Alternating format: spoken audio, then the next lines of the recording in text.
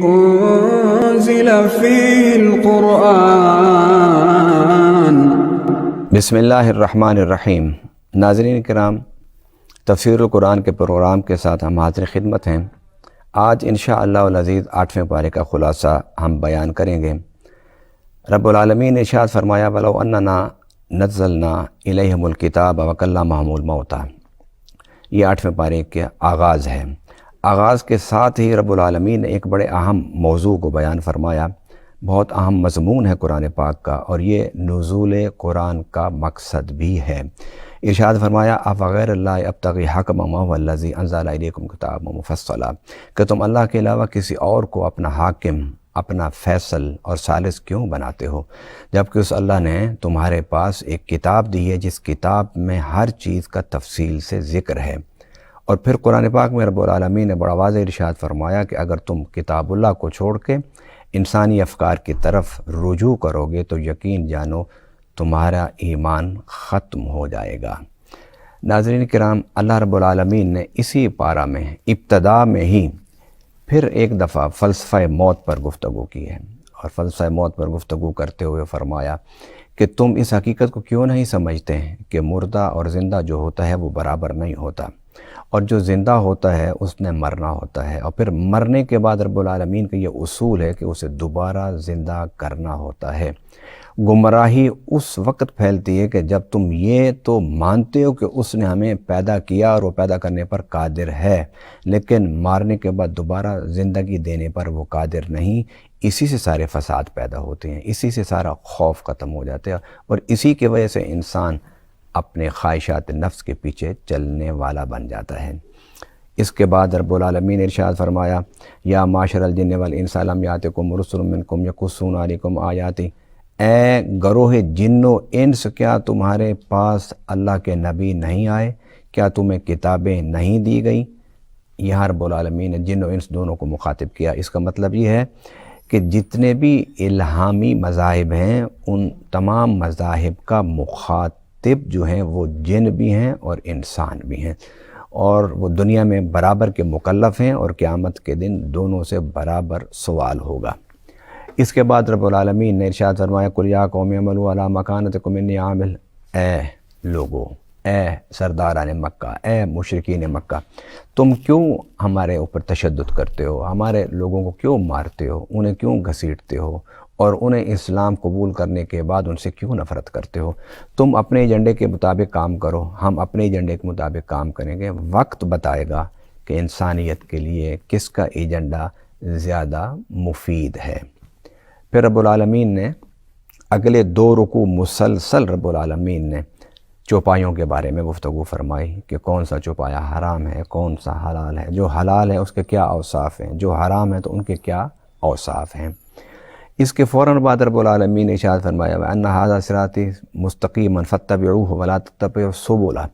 میرا یہ سیدھا راستہ، میرا قرآن میرا سیدھا راستہ ہے، میری وحی میرا سیدھا راستہ ہے، بس اسی پر کاربند رہو، اسی پر چلتے رہو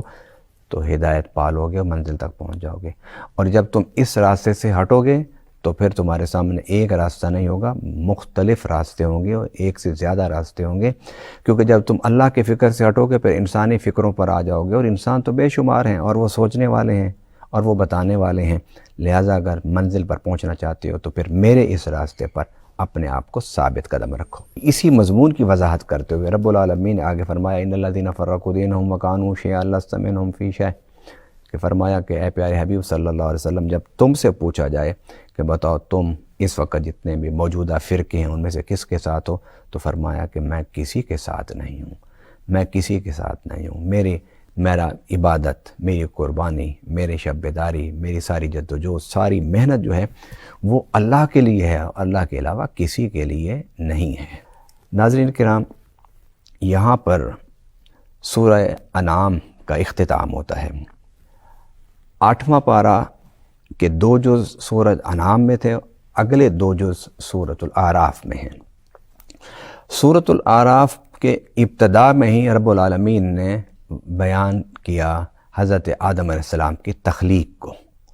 اور یہ 8ویں پارے میں سورۃ انعام میں پہلی بار بڑی تفصیل کے ساتھ آدم علیہ السلام کی تخلیق کا بیان ہو رہا ہے۔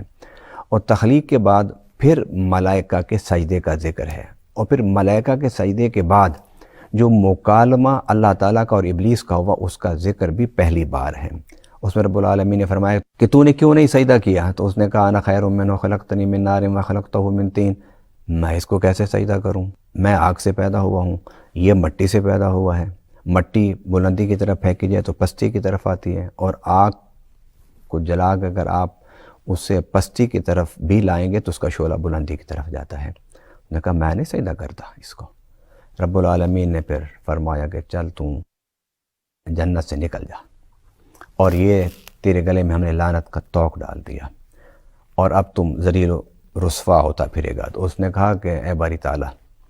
میں بھی کوشش کروں گا لوگوں کو گمراہ کرنے کی۔ تو اس نے کہا کہ میں سب کو گمراہ کر دوں گا۔ رب العالمین نے پوچھا سب کو گمراہ کر دے گا؟ اس نے کہا الا عبادک اللہ المخلصین، جو تیرے مخلص بندے ہوں گے میں ان پر قابو نہیں پا سکوں گا۔ تھوڑے ہی عرصے کے بعد پھر حضرت آدم علیہ السلام کے بارے میں قرآن کہتا ہے کہ فوسوس لہما الشیطان، کہ آدم علیہ السلام حوا کو انہوں نے شیطان نے وسوسے میں ڈالا، جس کی وجہ سے رب نے روکا تھا کہ درخت کے قریب نہیں جانا، وہ درخت کے قریب چلے گئے تو رب العالمین نے انہیں جنت سے زمین پر بھیج دیا۔ اور جب وہ زمین پر آئے تو زمین پر آتے ہوئے انہوں نے دعا مانگی ربنا ظلمنا انفسنا وان لم تغفر لنا وترحمنا لنکونن من الخاسرین۔ امام غزالی فرماتے ہیں کہ جو گناہ کر نہیں سکتے وہ ملائکہ ہیں، وہ نور سے بنے ہوئے ہیں، اور جو گناہ کر کے خطا کر کے فوراً اللہ سے معافی اور توبہ کر لے وہ آدم اور بنی آدم ہیں، اور جو گناہ کر کے ڈٹ جائے وہ شیطان ہے۔ یہ آدم علیہ السلام اور ابلیس کے پورے اس واقعے میں اس حقیقت کو ابھارا گیا۔ اور میرے آقا صلی اللہ علیہ وسلم نے فرمایا کہ انسان جو ہے وہ اس سے غلطی بھی ہوگی اور نیکیاں بھی ہوگی، اور اگر غلطی ہو جائے تو اسے اس غلطی پر اصرار نہیں کرنا چاہیے، اس غلطی کو غلط سمجھ کے اللہ کی طرف توبہ کرنی چاہیے، اسے واپس اللہ کی طرف پلٹ آنا چاہیے۔ اسی پارہ میں کیونکہ اس کا نام اعراف ہے تو اصحاب الاعراف کا بھی ذکر ہے، اور وہ قرآن پاک نے اس انداز میں کیا کہ قیامت کے دن 3 گروہ ہوں گے، ایک گروہ ہوگا اصحاب الجنہ، اور ایک گروہ ہوگا اصحاب النار، اور ایک گروہ ہوگا اصحاب الاعراف۔ جنتی وہ ہوں گے جو جنت میں ہوں گے، اصحاب النار وہ ہوں گے جو جہنم میں ہوں گے، اور ان کے درمیان ایک دیوار ہوگی جس دیوار پر کچھ لوگ بیٹھے ہوں گے جنہیں اصحاب الاعراف کہا گیا۔ اور یہ وہ لوگ ہوں گے کہ جن کے بارے میں مختصر میں بتانا چاہتا ہوں کہ وہ لوگ ہوں گے کہ جن کی نیکیاں اور گناہ برابر ہوں گے، تو اللہ تعالیٰ نے جنت اور دوزخ کے درمیان ایک مقام بنایا ہوگا جس پر اللہ ان کو بٹھائے گا، اور پھر وہ وہاں بیٹھ کے اللہ سے استغفار کریں گے، اللہ سے معافی مانگیں گے، اللہ سے توبہ کریں گے، رب کے حضور روئیں گے، تو رب العالمین ان کو اپنے فضل سے اپنے کرم سے مقام اعراف سے اٹھا کر جنت میں داخلہ نصیب فرما دے گا۔ ناظرین کرام، اس کے بعد رب العالمین نے ایک جملہ ارشاد فرمایا ہے جو تقریباً ہر مسلمان کو، ہر مومن کو پتہ ہے، وہ یہ ان رحمت اللہ قریب من المحسنین، کہ اللہ کی رحمت محسنین کے قریب ہے، اور محسنین محسن کی جمع ہے، اور محسن کہتے ہیں جس کا عقیدہ درست ہو، جس کے اعمال درست ہوں، جو حقوق اللہ کو بھی پورا کرتا ہو، حقوق العباد کو بھی پورا کرتا ہو،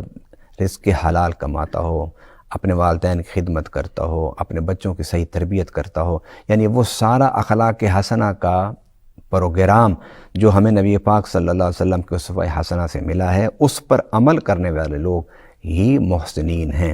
ہمیں اپنی طرف سے محسنین کی تعریف یا ڈیفینیشن نہیں کرنی چاہیے، اللہ اور اس کے رسول صلی اللہ علیہ وسلم نے اس کے بارے میں بڑی تفصیل سے بیان فرما دیا۔ ناظرین کرام، اسی سورہ اعراف میں اللہ تعالیٰ نے ایک نئے اسلوب سے ایک نئے موضوع کا آغاز کیا ہے، اور وہ پہلے حضرت نوح علیہ السلام سے اس کا ذکر ہوتا ہے، حضرت نوح علیہ السلام سے اس کا ذکر ہوتا ہے، اور وہ ذکر کیا ہے کہ نوح علیہ السلام نے اپنی قوم سے کہا کہ اللہ نے مجھے تمہارے پاس بھیجا ہے، اور کس لیے بھیجا ہے؟ فقال یا قوم اعبدوا اللہ ما لکم من الہ غیرہ، کہ آؤ اللہ کی عبادت کرو، اللہ کو حاکم مانو، اللہ کو اپنا خدا مانو، اللہ کو اپنا حاکم مانو، اپنا الہ مانو، کسی اور کو مت مانو۔ اس کے اگلے ہی رکوع میں رب العالمین نے حضرت ہود علیہ السلام کا حوالے سے فرمایا وَإِلَىٰ عَادٍ أَخَاهُمْ هُودًا، کہ ہود علیہ السلام اب اپنے قوم عاد کی طرف ہے، انہوں نے بھی پہلا جملہ یہی فرمایا، قال یا قوم اعبدوا اللہ ما لکم من الہ غیرہ۔ اس کے بعد حضرت صالح علیہ السلام، ویلا سمود قوم صالحہ، کہ سمود کی طرف صالح علیہ السلام پیغمبر بن کر آئے، انہوں نے بھی پہلا جملہ یہی ارشاد فرمایا، یا قوم اعبدوا اللہ ما لکم من الہ غیرہ۔ اس کے فوراً بعد اگلے رکوع میں فرمایا، ویلا مدین قوم شعیبہ، کہ ہم نے مدین کی طرف ان انبیاء کے جو بھائی ہیں شعیب ان کو بھیجا۔ انہوں نے بھی یہ جملہ فرمایا، لیکن اس کے ساتھ ساتھ ایک اور جملہ بھی ارشاد فرمایا، اور وہ کیا تھا کہ اپنے پیمانے درست رکھو، یہ نہ ہو کہ دینے کے لیے اور پیمانہ، لوگوں سے مال لینے کے لیے اور پیمانہ، تم دو تھوڑا اور وہ ظاہر کرے زیادہ وزن، اور جب لوگوں سے تم لیتے ہو لیتے زیادہ ہو اور تمہارا پیمانہ تھوڑا وزن ظاہر کرے۔ یعنی عبادت کی بات کرنے کے ساتھ ساتھ رب العالمین نے حضرت شعیب علیہ السلام کے اس مختصر واقعے میں اس حقیقت کی طرف بھی توجہ مبذول فرمائی